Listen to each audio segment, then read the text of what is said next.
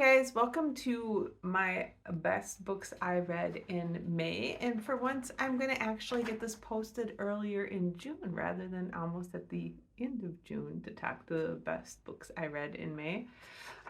It's going to be a pretty short video, I think. I didn't actually read a ton of books in May that I loved. And I had explained in an earlier video, I didn't read a ton in May in general. I was dealing with a lot of other things. So, with that being said, I'll just go ahead and get into it. The three books I read and loved in May, out of those, the first one is The Final Gambit, which is the third book in the Inheritance Games trilogy by Jennifer Lynn Barnes. This is a contemporary fiction young adult series about a girl who finds out she got this billion-dollar inheritance from a man she didn't know. As a part of that, she has to stay in the estate with these three boys who are his grandson for the next year.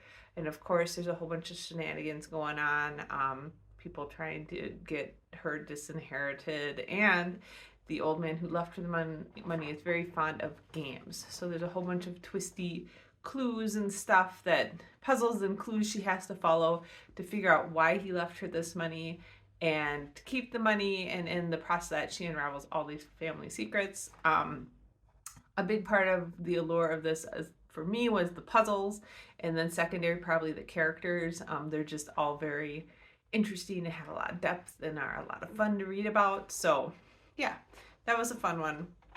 The next one I read was one I kind of just randomly put on my list. I saw a list of books that are good for people who like Dungeons and Dragons. And so we do run a couple of Dungeons and Dragons campaigns in my family, and with friends and stuff like that. So this is The Black-Tongued Thief by Christopher Buehlman. This was a lot of fun. It's definitely for adults. There is a lot of swearing and a lot of very gory depictions of things. I'll just put it that way. Everything, fights, sexual stuff, everything. But it was hilarious, and it was very, very well done. And it is a very, well, not really classic D&D, but a very like funny, like, I don't know. It's very Dungeons and Dragons-esque. Like the Black-Tongued Thief was a thief, and he ends up going on an adventure with a fighter and another person. But there's a bigger story involved, and I really enjoyed it a lot. I can't wait to read the second book in that series. So if you like kind of adult adventure fantasy with some pretty dark humor, and you don't mind some gory descriptions, yeah, I would definitely recommend it.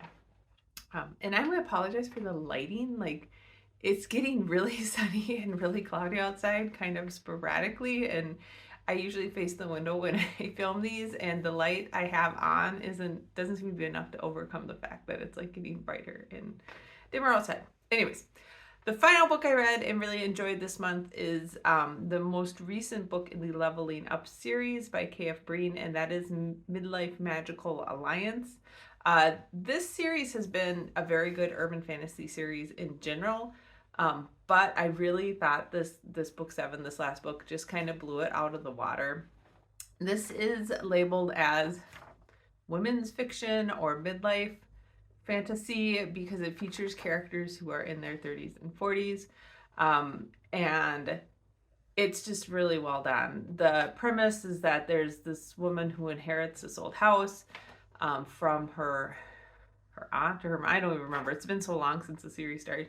But she finds out that it's a magical house and that it's giving her magical powers. And without giving too much away, she basically finds out that she's a female gargoyle because of the magic imbued in this house. And she has been trying to protect the house and the inhabitants there and kind of form her own clan of people that can protect this town.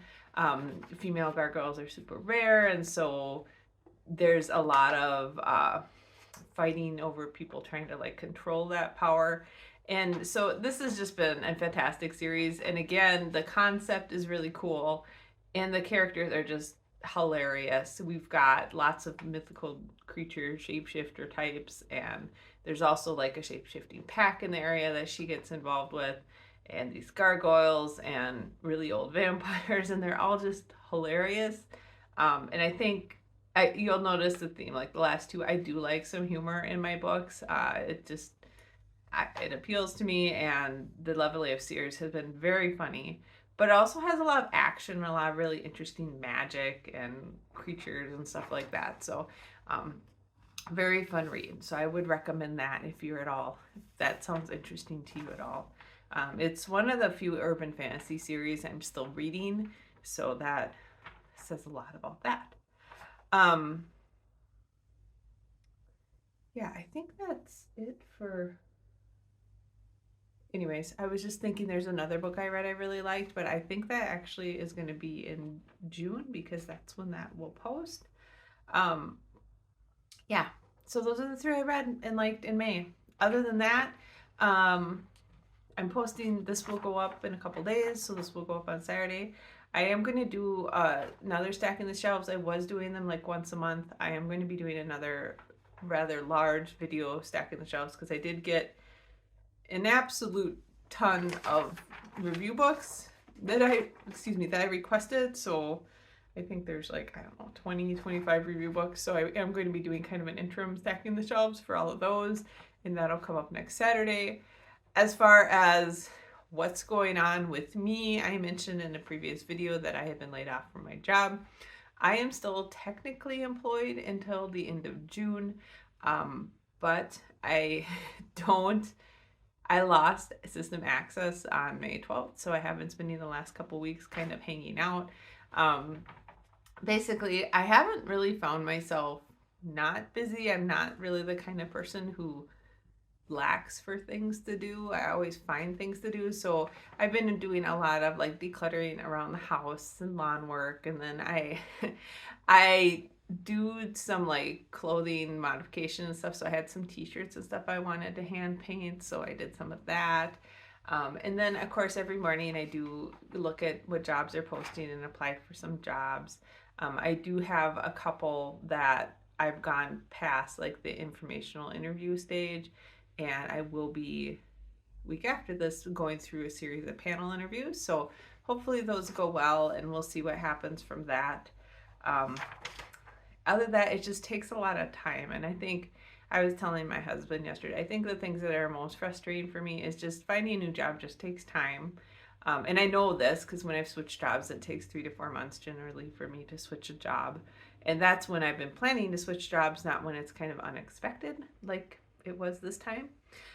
So it just takes time. And of course, I would rather it be going faster, but people who are looking for, for people to work there have their own timelines and their own priorities. And I totally understand that, but it takes time.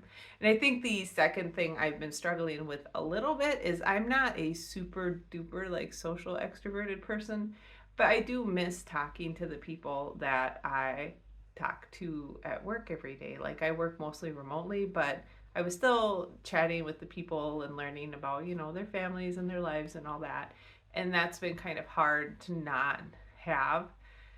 I'm still meeting with some friends for lunch, and I'm still talking to a lot of these people via text and stuff, but it's not really the same. So anyways, I do miss that. And just, it's a weird, because I worked at 3M for almost 13 years before I got laid off, and it's just weird to think that I'm like not part of that company and culture anymore. And like technically I am till June 30th, but really I'm not. And it's kind of, I don't even know how to say it. It's very like dissociating or something. Like it's just a weird feeling, right? Because you'll start talking about like, oh, did you see 3M did this? And I wonder what not we, because I'm not part of that anymore. I wonder what they're going to do about that. So I don't know. Mostly it's been fine though. I've been enjoying the time off. I wish it was cooler here in Minnesota. It's been like in the upper 80s to 90s. We went pretty much from like 60s to like 90. So it's been a little warm to do stuff outside. I have been able to get out and do some cycling and bike rides and stuff done. And so that's good, and get all the yard work done. Nothing too exciting. I'm kind of actually surprised how fast the day goes by, because I'm like busy doing stuff, but it just goes by so fast. Like And I'll have this big long list of stuff I want to get done, and then I'll be like, oh shoot, I didn't get some of it done.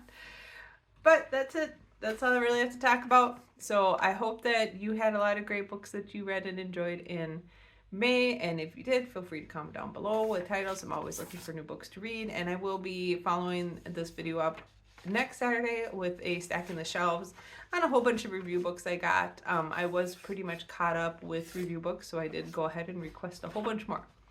All right. Well, I hope you have a great week of reading, and I will talk to you next Saturday. Bye.